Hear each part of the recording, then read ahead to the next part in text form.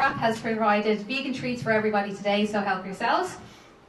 We're going to show a 12-minute video. Then Dr. Alice Roth is going to give a presentation on what the video contains, and then we will open it up to a Q&A, and then we will have some TDs making some statements as well. So I'm going to hand you over to Dr. Alice Roth so she can introduce what she's going to do. Hello. So I'm a pig veterinarian. I worked in the British pig industry for 4 years, where I was overseeing sort of hundreds of varied pig farms, carrying out routine health and welfare inspections, assurance scheme inspections, firefighting disease, cannibalism outbreaks, that sort of thing. Prior to my veterinary training, I also worked on an intensive breed to finish unit, mostly in the farrowing house, where around 300 mothers were confined to crates. Pass on to Becky. Sorry. Hi, my name is Becky Jenkins, and thank you all for being here today. I am very grateful. I'm with Animal Rebellion Ireland. We are a grassroots volunteer organisation. Our work is focused on pushing for just transition to a sustainable plant-based food system. So, put that in layman's terms, we care about animals, we care about environment, we care about people.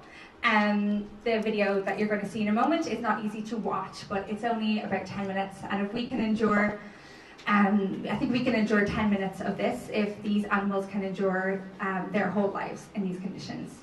I know that there's a lot going on in the world right now. There's a lot going on with Patrick's Day. We've got our TDs off in whatever state doing whatever, but luckily justice and compassion are not finite resources, and we can extend them to all living beings as well as many humans. I think factory farming is one of the most neglected issues in our country and in the world. Our children and grandchildren, our nieces and nephews, will learn about factory farming probably in their history classes, I hope, and they will come home and they will ask us, did we know and what did we do? And so as citizens and as consumers, we are all complicit in what we're about to see, but the flip side of that is that we all have the power to make changes and to speak up to address what we're going to see. So our goal today is to raise awareness and to shed some light on what is in Ireland a very dark and secretive industry.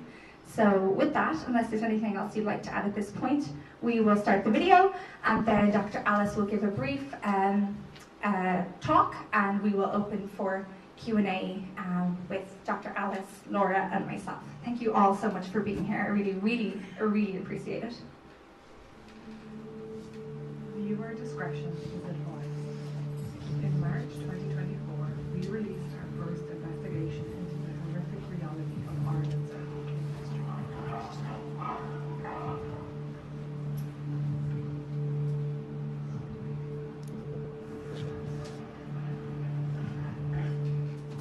What happened next? You asked what life is. What happened next? You asked what life is really like for pigs in Ireland. It is truly the most awful life that you can imagine. No agriculture has to come to an end. The pig industry is an abomination. No one could look at those pigs in those stalls, crates or pens and convince themselves that they are content or well cared for. What's going to happen about it? Will the state have at least an investigation into conditions in the pig industry? We need to give farmers ways and means to transition out of pig farming. It is not a good industry. It should be shut down, in my opinion. How often are pig farms inspected? How many fines have they been given for mistreatment or for animal welfare? This really needs to be acted upon. It's time for this cruelty to end, and for sow stalls in particular to be banned in Ireland. Deputy Paul Murphy recently submitted a parliamentary question to ask the Minister for Agriculture about the results of the department's investigation following the submission of the pig farm footage. This was their response. In March 2024, my department received material relating to alleged breaches of animal welfare requirements on 2 Irish pig farms.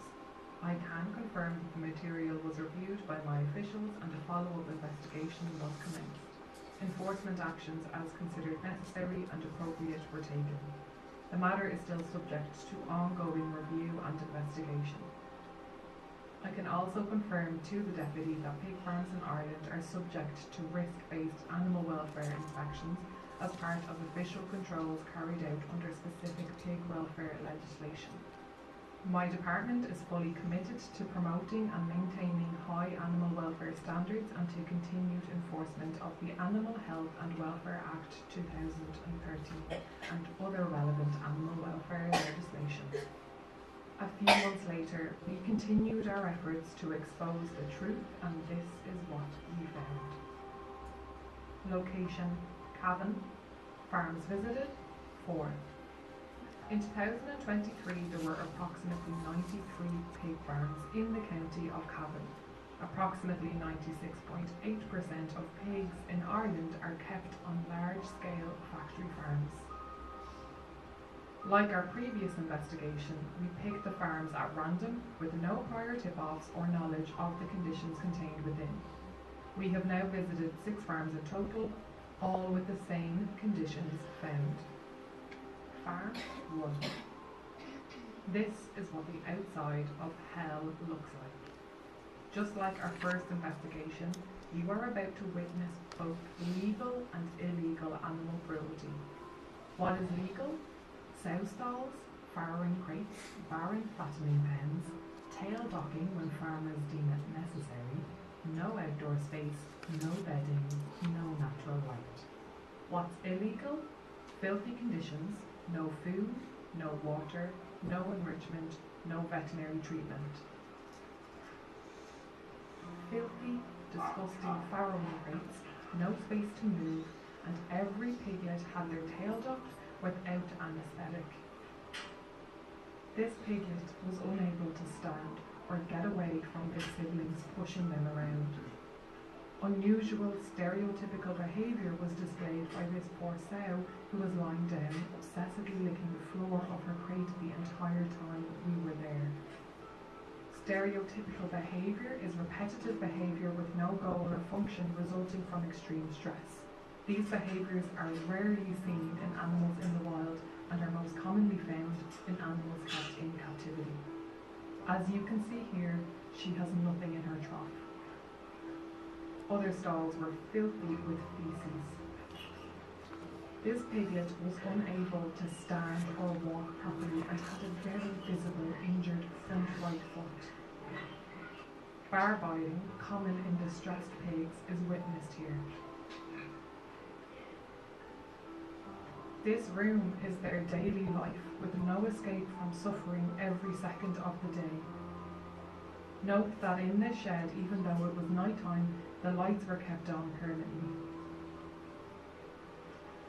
We found more horrors in the wiener of fattening hen. Total darkness, filthy, rancid conditions, and visible injuries and health issues such as hernias. Ill and injured pigs were held here in the sick pen. One sow had a severely torn, infected vulva which was visibly bleeding. We could only imagine the extreme pain she must have been in. The other had what appeared to be a severe neurological issue. Note there is zero bedding and nothing to provide comfort for these dying sows. They're not even shown the mercy of euthanasia. They are just a number and a commodity to make money. These are sow stalls. Before we even entered the shed, we could hear frantic vocalizing from the sows, a sign of extreme distress. Desperate to escape, this will be her life until she is killed. Farm 2. More filthy conditions were found in this farm. These are the fattening pens, hugely infested with flies.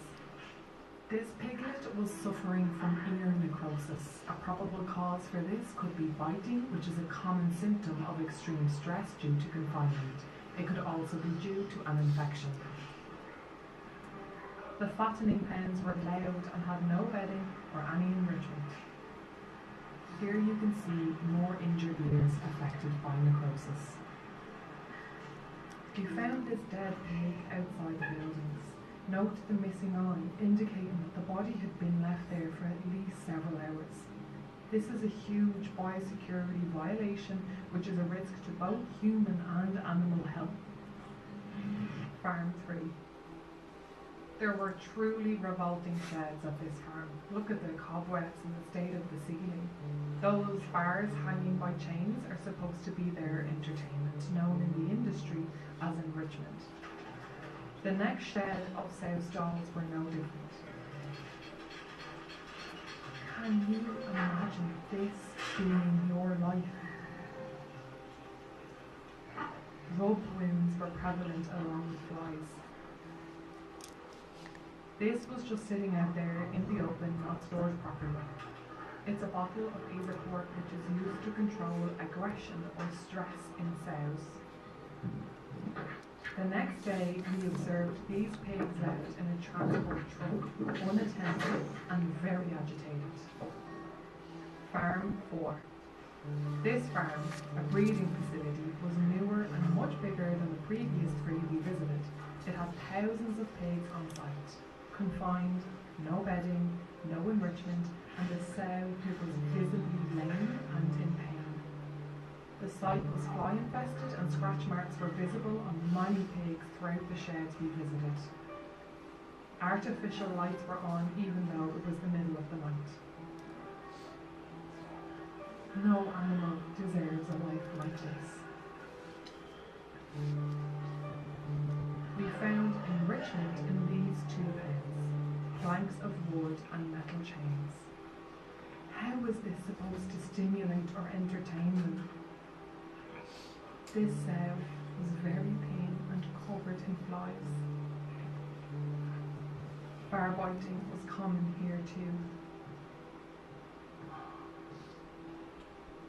In the farrowing sheds, the sows had no room to move. The piglets' tails were docked, fecal matter was visibly dried in on the bars and walls, and there were more flies. We saw this dying piglet clearly in need of urgent veterinary attention. These piglets were covered in feces. And as you can see, the 2 on the right were clearly sick. The others on the left have visibly bloodied docked tails. More bloody docked tails were visible in this pen, as well as a clearly psychologically broken sow. Like the previous farms, we found sows with rub rings here too. Dead piglets were observed here who had clearly been left there for some time. Their mother forced to look at their lifeless body from her cage. Look at her. Is a bacon sandwich worth doing this?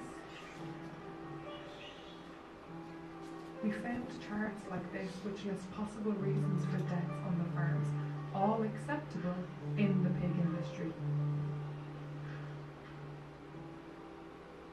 Upon leaving, we made this grim discovery: a bin full of dead pigs, a common find on farms and a result of injuries and illnesses. For pigs, death is their only escape from the sadistic condition they are forced to endure from the second they are born. Could you do this to an animal? Could you walk into these sheds day after day and think it's okay? If you did this to a dog or a cat, you would be prosecuted. People with no empathy are a danger to animals and to people. And we're not just talking about the farms. The Department of Agriculture, inspectors, vets and suppliers all see and know what happens, yet do nothing. These pigs can't even turn around. Their options are standing still or lying down. No outdoor space, no bedding, no enrichment, no clean space, no sunlight, no life. If you eat pig products, this is what you're paying for. If you eat pig products, this is happening because of you too, not just the farmers or the authorities. By boycotting these products, you can help stop 3.5 million pigs being abused and killed here every year. Ireland's pig industry is a depraved example of what humans are capable of when there are no consequences to their actions. well, their days are numbered. This is the final countdown, and we are going to dedicate our time to eradicating this abomination from the country. So, what now? Deputy Paul Murphy will be introducing a bill to ban the majority of the cruelest aspects of pig farming, and we are working with other politicians to put forward proposals to help farmers transition out of animal agriculture. These legislative changes, if approved, would be a great step towards shutting down this barbaric industry. But what we really need is a full and immediate ban on pig farming in Ireland, not just welfare improvements or a slow transition for farmers, because much like fur farming, there is no way in which this industry could ever be legislated into being acceptable. Animals are not ours to use, abuse, kill or eat. Another way is possible, and you have the power to make kinder choices every time you go to the supermarket. Are you ready to join in our efforts to ban pig farming in Ireland? There are 3 ways you can help. Go vegan today. We can help you with this. Tell your friends and family, share on social media, and lobby your local politicians. Get active in our campaign to shut down animal abusers, one farm at a time. You can write letters, join protests, hand out leaflets, it all helps. Contact us today.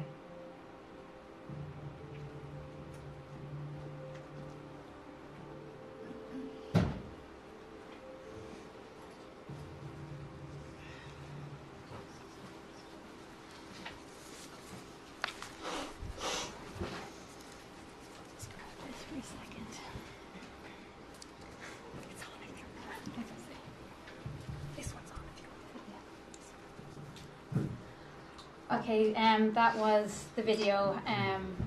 Really horrible stuff, but this is the reality of pig farming in Ireland, and this is why we do dedicate our time to this campaign at the moment, and it's why we are calling for a ban on pig farming. The farms, again, we picked them at random. We weren't given tip-offs, and even though the particular farms shown in the footage were filthy and disgusting, make them clean, and they're still in those sow stalls, they're still in those crates, they're still in those pens, they're still not seeing sunlight, there's still no blade of grass. Make it clean, and it's just as horrific. So what I'm going to do is pass you over to Dr. Ellis now, and she's going to give a presentation, and afterwards then we'll be taking a few questions from the audience, or if anyone would like to make a statement. Just set up 1 second.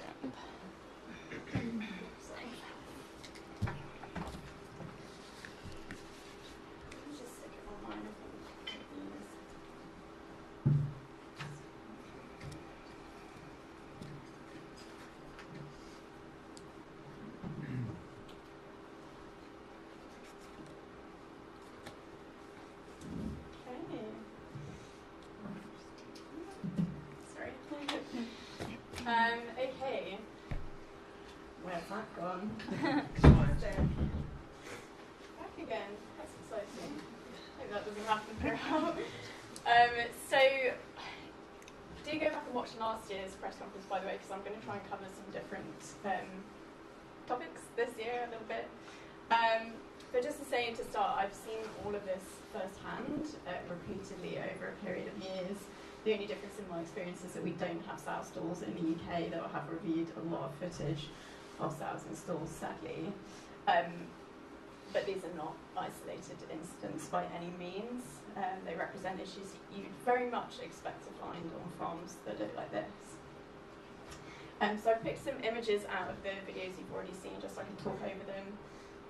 There's absolutely loads I could have covered. But it's almost stating the obvious. This kind of speaks for itself. So, beyond the obvious, the feces cup. Ooh, that microphone just kicked in. Don't know why that wasn't working before.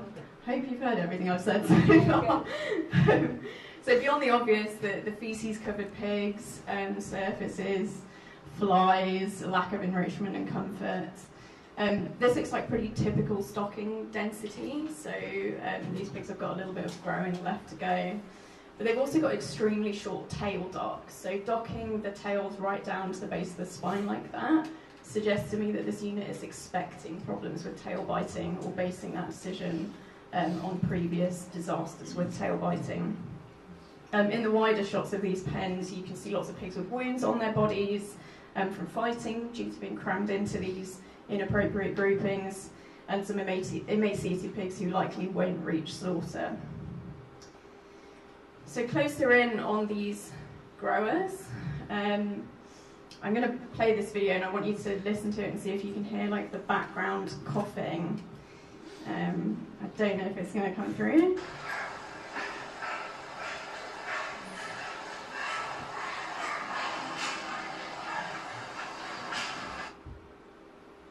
That didn't come through the speakers, but there is background coughing. In another shot of the shed, you can see pigs with sore back ends and diarrhea. In other words, these are not healthy pigs, despite these being quite new-looking facilities, expensive facilities, that you'd expect to be cleaned between batches. They are diseased pigs. This greater control over herd health is often cited as a reason for industrialisation of farming.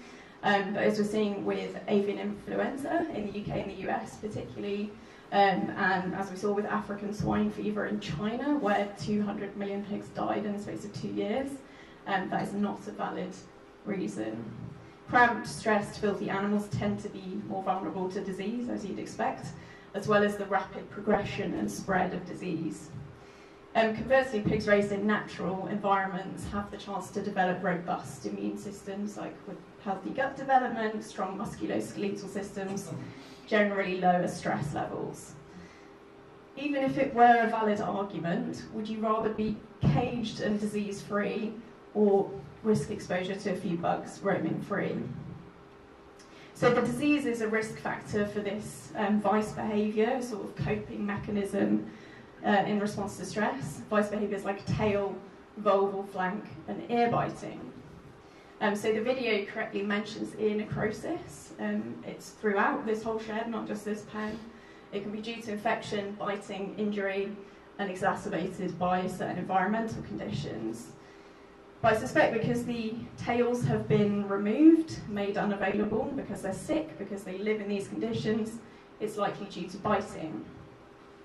Conversely, if you look at the ears of wild boar, they're like really small and tucked away. But we've bred pigs for compliance, so giving them these big flapping ears to cover their eyes so that we can control them and we can sneak up on them, which makes them more vulnerable for biting and also might contribute to fighting because they can't read facial expressions or see any warning from the periphery. We've also taken their tails, which they would usually use for communication as well. Juggling my hands. So it looks like these pigs have already been thinned out, for slaughter started being thinned out. But I just left this in because if you can attach, if the ceiling is strong enough to attach a chain with enrichment, it's certainly strong enough to be cleaned. There's really no excuse for leaving sheds like this. And you might be interested to hear that salmonella, zoonotic strains of salmonella can live in dust for over 4 years. See if I can get this to play. So the young females who don't go to slaughter from the sheds we've just seen may find themselves in here to be inseminated and live there for the next month of their pregnancy. Take note at the end of this video, once it works its way through, you'll see the enrichment that's provided to them just on the corner here. Some black plastic with a chain. We're logging these for discussion in a moment. Oops, sorry. So I don't know if you noticed in the longer footage, as the camera panned, there was a stall with a feed trough that was full of sort of dripped blood down the front. In the absence of their natural behaviours like foraging, rooting, nesting, roaming, exploring, social interactions, normal surroundings, pigs and crates develop stereotypies, pathological coping mechanisms, so they can bar bite, paw at the ground, obsessively lick at the floor. I think we saw that in the video as well. They can flood their pens with their drinkers and destroy their feeders, which I think is probably what's happened here. They've been chewing that rusty metal to the point where their mouths bleed. I want you to listen to this one as well.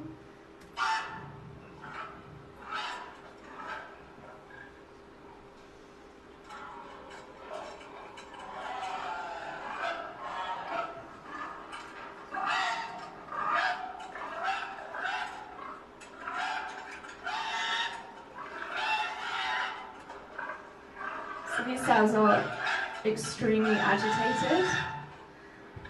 You can hear it in their voice, you can see it clearly in their behaviour.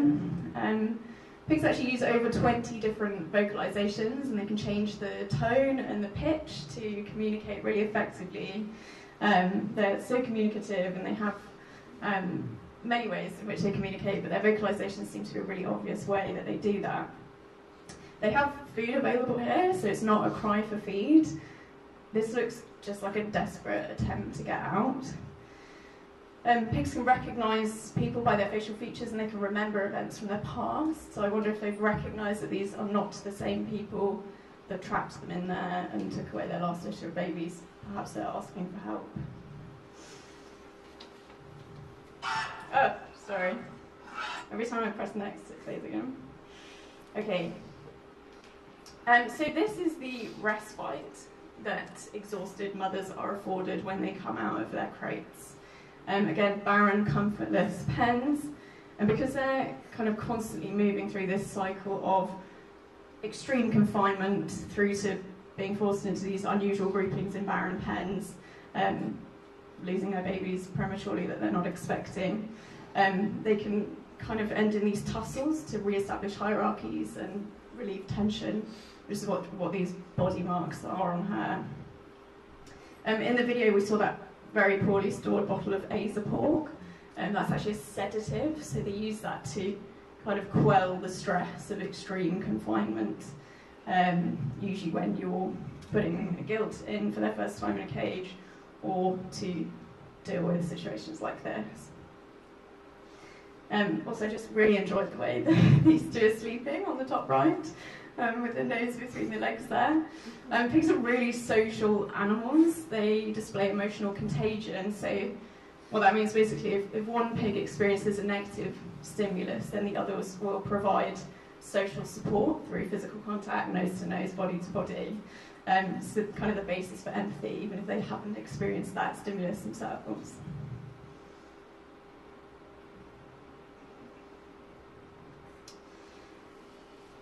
Then they're put right back into a cage. Probably don't need more sound on that. And this is the result. She has wounds all over her face and down the back of her neck, which I suspect is where she's tried to push through those bars at the front.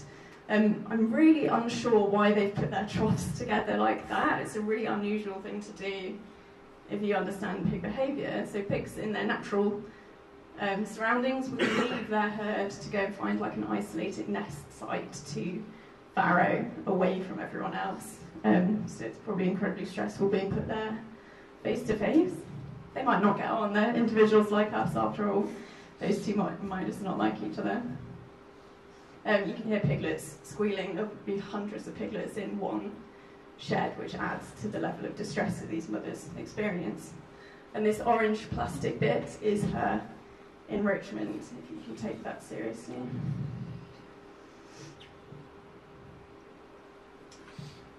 So this is not the face of a calm, happy pig, in my opinion. Firstly, she looks incredibly uncomfortable where she's lying, but I think she looks anxious. Probably all of her experiences with human beings have been negative, and she knows that she can't move to protect her piglets if she needed to. This piglet here is emaciated, so you can see their spine, shoulders, hip bones protruding. I mentioned last time that around 14,000 pigs are dying each week on Irish pig farms. That's just the rearing herd, and predominantly the majority of those mortalities happen in this pre-weaning period. So within crates, stillbirths, deaths in fetal membranes, so suffocation because the mother can't turn around to deal with her birthing piglets, accidental crushing on a hard floor, starvation, disease. These all appear to be more prevalent causes of piglet death in crates than free range.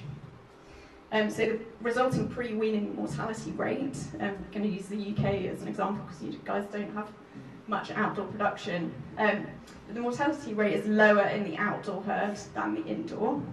Likewise, breeding sow mortality in the UK outdoor herd is much lower than indoor and is a whole 2% lower than Ireland's sow mortality rate, which is at 8.4%, which is pretty high. Sorry. Oops. Contrary to popular belief, pigs are actually very hygienic. She's being forced to defecate, where she's now going to have to lie down her sensitive udder to nurse her piglets. Sorry. There are a couple of shots in the longer videos of sows with kind of ulcers on their udders, like open sores. Because you've got hard, unhygienic flooring, the sow is having to lie down more often than she would normally. The presence of flies, the fact that she can't actually escape her piglets, who would normally be running around rooting, possibly trying to nurse more, she's having to lie down onto that disgusting surface, so mastitis is much more common in crates. So we have some sickly pigs covered in diarrhea, losing condition. Last year I told you that a sow had given birth to a record 41 piglets in Brazil. That's been surpassed over the last year. There's now a litter of 45 piglets birthed by a sow of the most commonly used genetic line worldwide. So welfare scientists recommend aiming for no more than 12 to 14 piglets born alive. Ireland's current average is nearly 15, which is higher than the UK. It's quite possible here that infection has been introduced through these diabolical tail dogs. It really shouldn't look like that.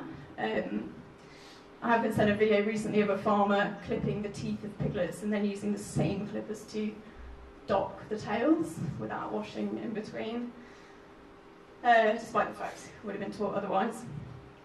And this square to the right, this kind of yellowy bit, is effectively their nest. That might be heated, but that is the extent of the comfort they are afforded.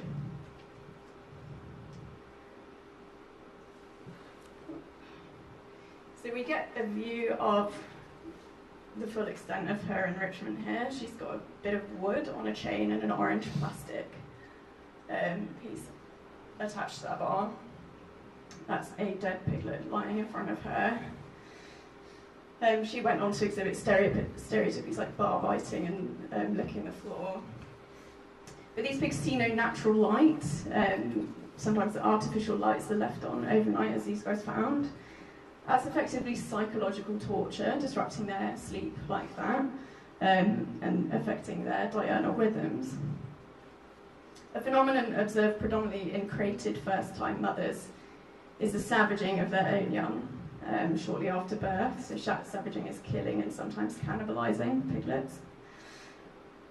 The risk factors for this behaviour are abundant in farrowing crates, so confinement, poor conditions, no nesting material, noise, difficulties farrowing, etc. And it's truly horrific to find. None of the sows in these 4 farms are given a single shred of nesting material. In nature, pigs will spend almost all their waking hours foraging, rooting for food, and then when it comes to farrowing time, they'll spend all their time preparing a nest.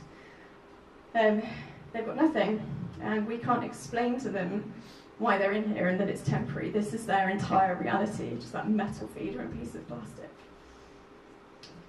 Studies have shown that pigs will go to great lengths to avoid boredom. They'll complete tasks and work out problems even when there's no reward, simply to be doing something.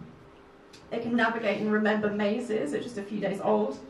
They can use tools, mirrors, paint pictures, play video games. They are incredibly smart animals. The wording on enrichment in EU legislation is actually pretty clear already. Pigs must have permanent access to sufficient quantity of materials like straw, hay, sawdust. Things like chains, hard plastic and wood is insufficient. So why is every farm failing and allowed to fail on this seemingly simple provision? So I see this very sadly in every investigation I review. For the last 5 years I've been reviewing footage like this. We saw it last year. I saw it frequently as a vet at my pre-arranged visits. Pigs left to die in agony. The girl at the back is basically skeletal. You can see her spine. She's infected, as these guys pointed out. She may have prolapsed previously, and she's wasting away in a pool of her own blood and waste. This hasn't happened overnight. There is really no reason for her to be alive and suffering through this. Every farm should have the means to alleviate the suffering, and yet many don't. The girl at the front can barely keep her head upright due to a neurological issue. They haven't given them bedding, they haven't tended to her wounds. Access to food and water will be difficult given their condition, but even if they could reach it, when the camera pans left, you see that the food in the trough is rotting. This is supposed to be a hospital pen.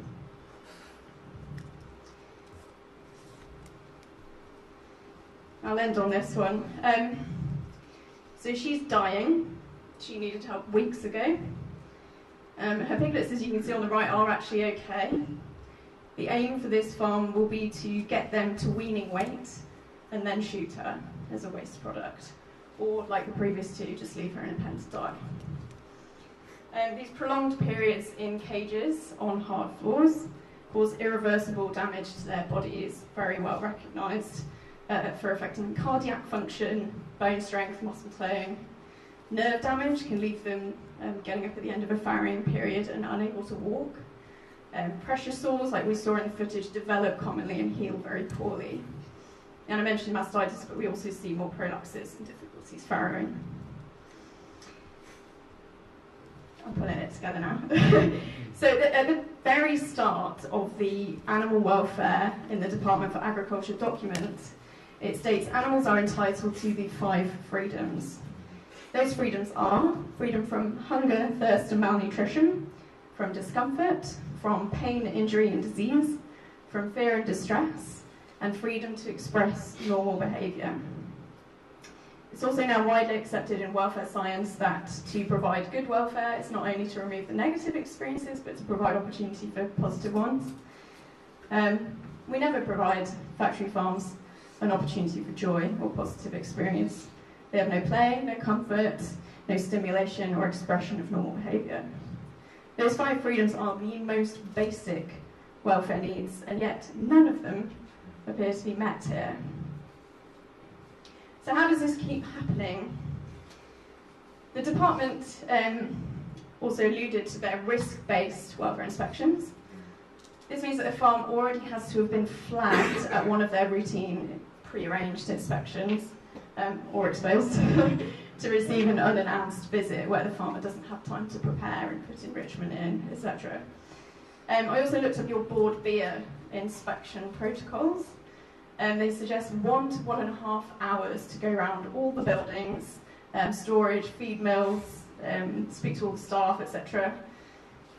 And some of these farms have, I don't know whether you said like 12,000 pigs. That would be inspecting 200 pigs a minute without looking at anything else. So it's no wonder they're not picking up welfare issues. Before the department says in their response that they are committed to promoting and maintaining high welfare standards, they state that appropriate action was taken.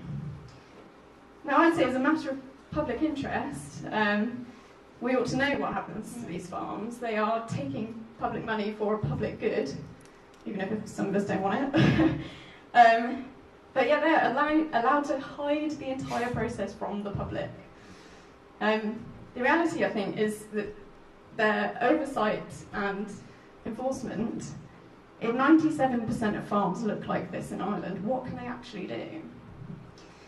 In 2021, the Irish Veterinary Journal published a study on farmer attitudes. This one was around antimicrobial use. So they considered themselves as operating responsibly because it was what has always been done and was therefore considered reliable and safe. Farmers appeared more likely to rely on previous experience or wait for an imposed change, e.g. legislation, instead of taking personal action. Similarly, a recent study of survey of members of the UK's National Pig Association regarding farrowing crates very clearly states that farmers will only change through enforced legislation. Just last week I was writing a report on farrowing crates, not yet published, but I'll send it around when it is. And I found a study dating back to 1991 that identified that provision of nesting material reduces piglet mortality. 34 years to act on a very simple suggestion for improved welfare and productivity for the farmer. All this to say we cannot wait for them to do the right thing in terms of animal welfare, environment and even human health. Just this week, the UK's Conservative Animal Welfare Foundation published a report on how detrimental factory farming is to food security as a nation, contrary to what we're told by the industry. So with that, this bill must coincide with a ban on imports of lower standards and supporting farmers to transition to more sustainable farming practices. Ideally, absolutely nothing to do with pigs. All your farmers will be undercut, your own farmers will be left in the dirt, and your welfare issues will be exported, as we've so excellently demonstrated in Britain. So to make that smoother, consumers must be given this information. They must be given the opportunity to understand what it is that they're unwittingly paying for. So we have a responsibility to share this. And finally, please support this bill. Cages and mutilations are two of many, but two of the main, most fundamentally hideous pillars holding up this abhorrent system. It's a very important start and the absolute least we can do for these pigs. Support the dedicated people putting it forward and the courageous people putting themselves in danger sometimes to gather this irrefutable evidence. I'm not sure anyone can appreciate how hard it is until they've been there, how hard it is to go into these places and then walk away at the end and leave them there. So I thank everyone for that work. Thank you.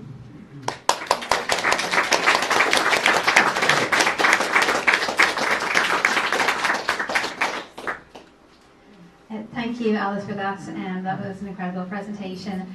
Paul Murphy, Ruth Coppinger, could we get some statements from you both? Yeah, very quickly. I mean, first thing to say is really thanks so much for you all for, you know, putting yourself through that, of exposing what goes on, which, you know, means that the world can see it, that we can see it, when supposedly we have inspections, like you're saying, and everything is fine. I mean, what was really striking to me is how these are randomly selected farms. So you've now hit 6 farms, and all have horrific conditions in terms of animal welfare, horrendous cruelty, which means just the usual argument of the department and the government is, when they're kind of caught on these things, is like, oh, it's one bad apple, but don't worry, the industry's fine, and we're going to deal with it, and they just kind of kick it away. And like, when you have 6 farms, no good examples, you know, it's very hard for them to maintain that, I think, that like, clearly, it's not just one rotten apple, the whole barrel of factory farming is rotten inherently, you know, because of the drive for profit, and that's the base of which is done, and then the animals are the first to suffer. So just to mention that we have been working, Diana, in my office with Dr. Alice and Laura have been working on legislation to effectively outlaw the very worst aspects of this cruelty. So effectively outlawing what the bill would do, and which is signed by Ruth and will be signed by Richard Barrett as well.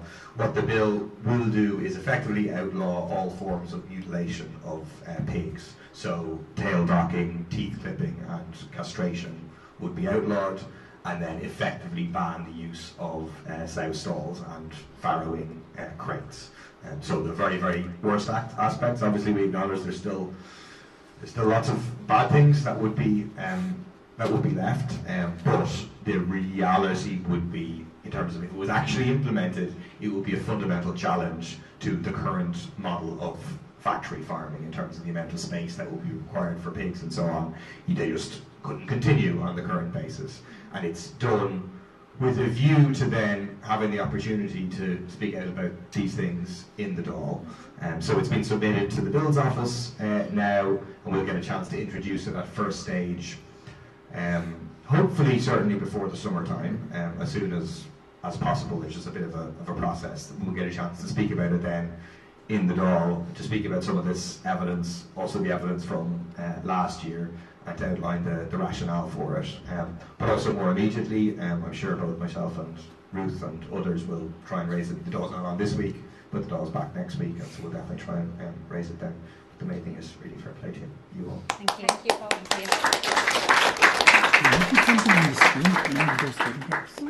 Yeah, so thank you so much to the activists and to Alice and everybody who's been involved in this. I'll just say something very briefly. It was actually in this room when we were having a press conference on the banning of fur farming a few years back, that a vet actually said to me, you have to turn your attention now to pigs.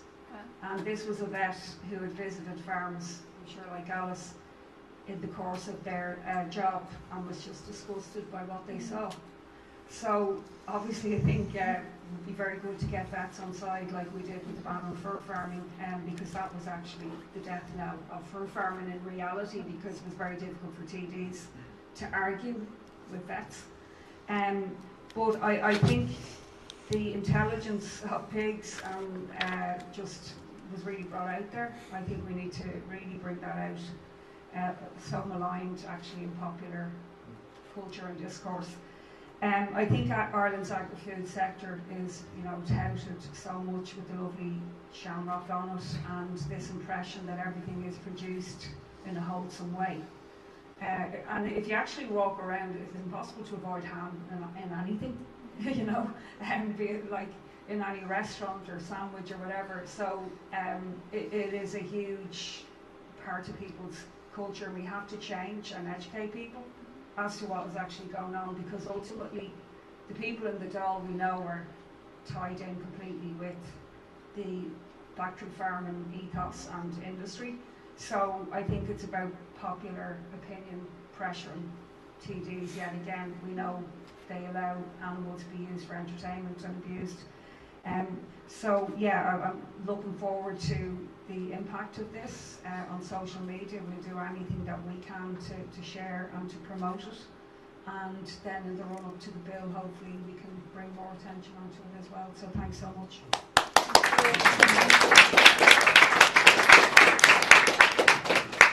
Thank you both so much, and I know we're all very much looking forward to this bill being introduced and doing what we can to help even partly make it a success. But I have to say, in the last year we have distributed about 10,000 leaflets on this campaign all around the country, and surprisingly we are getting less opposition to that than we did for our campaign against fur farming. People didn't have much love for the pearl mink, but when we were challenging people about stopping eating pig products, they're looking at the photos, they're looking at the leaflets, and we're not getting the debates and arguments we did over fur. So I think that the people of Ireland are ready. It's the politicians in charge that are holding everything back as per usual. But Paul and Ruth are a light in the dark to help bring us forward. So thank you both so much. Then I'd just like to pass it over to Councillor John Lyons. Okay. Thanks, Laura. And look, I'm struck by it. We were here this time last year, and I think I looked around the room and people's reactions, and I was actually looking away. At times I was going to start looking away, following the level of cruelty and suffering, inflicted there. So firstly, to thank the people who carried out that investigation. But secondly, to my mind, the reaction from last year's investigation. So the Irish Farmers Association came out and just defended the whole industry. Didn't even want to engage on the issue. It says to me that, what does that say? But more importantly, the Department of Agriculture, you're right, Alice, absolutely. If this was an outlier, if the previous investigation, those farms were the rotten apples in the barrel, then they should have been out front and centre to shame them. to say that no, the industry is highly regulated, they're all looked after very well, all the usual stuff. But they didn't. They've been hiding it, and they're coming out with, you know, PQ responses to Paul, which basically, you know, there's no transparency whatsoever, which says to me that the 200%, like, what do you have to do? Does now our Animal Rebellion have to go to every single farm in every single county to show just how rife that this level of cruelty and suffering is? And to my mind, it seems as if it's like everything, it's a known unknown. It's like we knew about the tax scandals back in the day, we knew about the abuse of children by the church, we know about the abuse of animals by farmers right across the country, but they don't want to do anything about it. Politically, they think that the agricultural sector is too important. It's not. It's not that important. It's not, anyway. So I think, look, after the investigation last year, we did have a showing of the investigation in City Hall.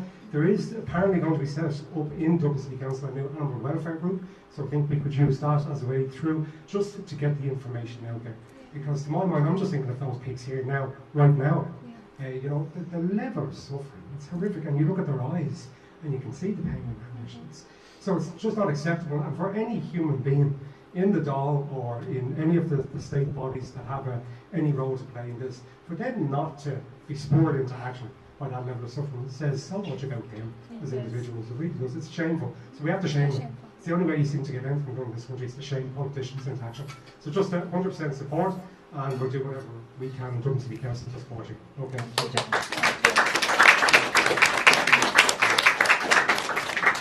Thank you so much for that, John Lyons, and we look forward to working with you on future motions in Dublin City Council as well. We're going to open this up now to a Q&A. It's probably going to be Alice answering most of the questions, but if it's campaign related, you can ask myself or Becky, otherwise it will be Alice. So is there any questions anyone would like to ask? I have a question. I'm just wondering, it's actually for you, Laura. Have you approached the likes of RTE and stuff to try and get them involved in this, and what is their response to that? Well, they were invited to be here today. Now, they did turn up last time for our investigation, so it's unfortunate they didn't this time, but we will be sending out the press release again to everyone with the URL to the original unedited files, videos, and the addresses of the farms as well. And this time we would be looking for a more detailed response from the IFA. I think in particular there was a rep that had debated with Becky the last time and basically denied everything that she had said. So we would very much like them to have a thorough look, especially at Farm 1, and see what they say this time. And I just hope that this investigation gets the recognition it deserves, and I hope it is an instrument for change, because honestly the public are ready. You know, we get a lot of support everywhere we go with these leaflet drops. Everyone's ready, and it's just the government that needs to change. Fairly equivalent to a lot of nations across the EU. There are some that are certainly worse, I think, that are trailing behind on certain aspects. But I mean, looking at it and seeing the percentage of factory farmed pigs here and the fact that you still have sow stalls, I mean, that's so archaic. We banned them in 1999 in the UK. Kind of expecting that farrowing craze would be a natural follow-on from that, but sadly it hasn't been. Yeah, I think fairly equivalent, and I think unofficially there are Danish pig vets coming over and consulting on Irish pig farms now, and Denmark is classically very intensive for pig farming, very, very high production pigs.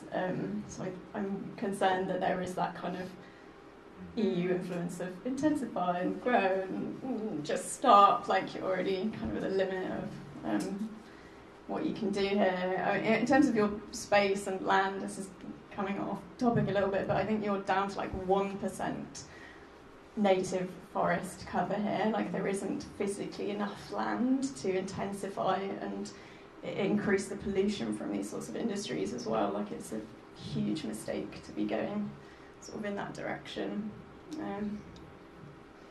Lost my train of thought. Anyone else? Just 5 minutes until I protocol. Just to follow up on what Kelly was saying about transitioning, you know, like from looking at the footage, I don't know how anyone could do that day after day after day after day, much like the same with fur farms. But with fur farming, when they were shut down, the farmers were compensated, and they have gotten into other business avenues, I'm sure.